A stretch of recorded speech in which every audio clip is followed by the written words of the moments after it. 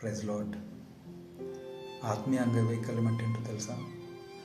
Spiritual disability అంటే ఒక వ్యక్తి రోజు బైబిల్ చదవడు, ఒక వ్యక్తి ప్రార్థన చేయడు, ఒక వ్యక్తి దేవునితో సమయం కేటాయించడు, దేవుని గురించిన ఆలోచనలు ఉండవు, దేవుని గురించిన తపన ఉండదు, దేవుని గురించిన ఆకలి ఉండదు,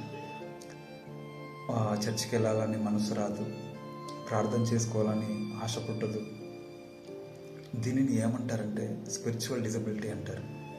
అంటే రోజు తల్లిదండ్రులతో మాట్లాడతారు, స్నేహితులతో మాట్లాడతారు, ప్రియులతో మాట్లాడతారు, సమయాన్ని కేటాయిస్తారు, బయటికి వెళ్తారు, చాటింగ్లో బిజీ అవుతారు, వాట్సాప్ మీద కూర్చుంటారు, యూట్యూబ్లో మూవీస్ చూస్తారు. కానీ దేవునితో సమయం గడపడానికి మాత్రం మనసు రాదు, వాళ్ళ హృదయము రాదు. ఇలాంటి వారందరూ కూడా స్పిరిచువల్ డిజబిలిటీలో ఉన్నారు, ఆత్మీయ అంగవైకల్యంలో. మరి నువ్వు చదువుతున్నావా? ఒకసారి నువ్వు పరీక్షించుకో.